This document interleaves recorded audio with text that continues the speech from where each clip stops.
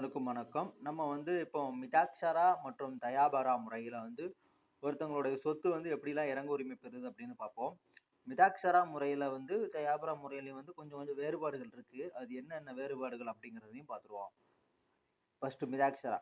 நெருங்கிய இரத்த உறவு முறை உள்ளவர்கள் சபிண்டா என்று இம்முறையில் கூறப்படுதாங்க. அதாவது நெருங்கிய இரத்த உறவு இருப்பாங்கல்ல, அவங்க சபிண்டா உறவு முறைன்னு கூப்பிடுறாங்க. இது தயாபுராவுல இங்கு இறந்தவர்கள் ஈமக்கிரியை செய்யும் உரிமை உள்ளவர்களே சபிண்டா என்று கூறப்படுது. அதாவது அங்க இரத்த சொந்தத்தின் அடிப்படையில அந்த உறவு முறை வருது. இங்க அப்படி கிடையாது. அந்த இறுதிச் சடங்கு யார் செய்றாங்களோ அவங்க கண்ட்ரோல்ல வருது அப்படிங்கிறாங்க.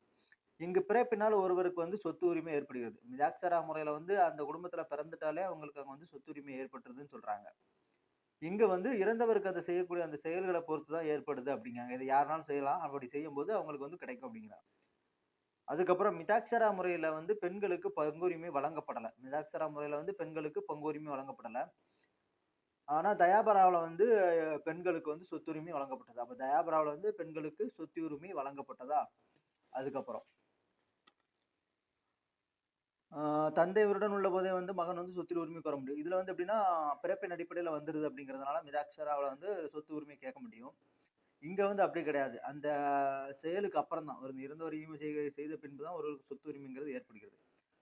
மிதாக்ஷராவுல பாகப்பிரிவினை முன்பு இந்த கூட்டு குடும்பத்தின் சொத்தினை பங்கிட்டு கணக்கிட முடியாது. அதாவது முதல்ல அந்த சொத்த எவ்வளவு இருக்குன்னு பாகப்பிரிவினை எல்லாம் கணக்கிட முடியாது.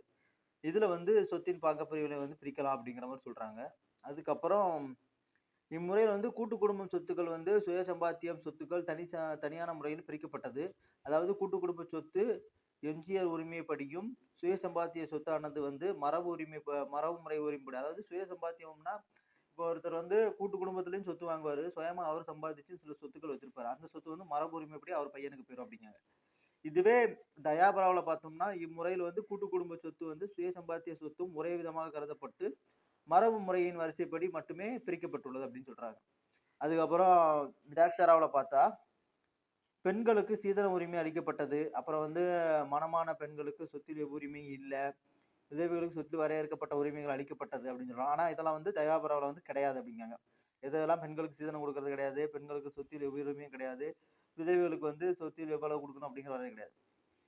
அதுக்கப்புறம் தாய் வழியில் 5 தலைமுறை முறையினரும், தந்தை வழியில் 7 தலைமுறையும் கொண்ட எல்லைக்குள் வருபவர்கள் சபிண்டர்கள் என்று அழைக்கப்படுது. அப்ப தாய் வழியில ஒரு 5 தலைமுறையினும், தந்தை வழியில ஒரு 7 தலைமுறை இருக்காங்கல்ல. இந்த மகன், பேரன், கொள்ளுப்பேரன் அந்த மாரி கான்செப்ட்ல உள்ளவங்கலாம் சபிண்டர்கள் என்று அழைக்கப்பட்டுச்சு. இதுல தயாபராவுல ஒரு 5 தலைமுறையில உள்ளவங்க மட்டும்தான் பந்துக்கள் சபிண்டர்கள் ஆனார்கள். பந்துக்கள் அப்படின்னா தாய் வழியில உள்ள உறவு முறையில வர்றவங்க.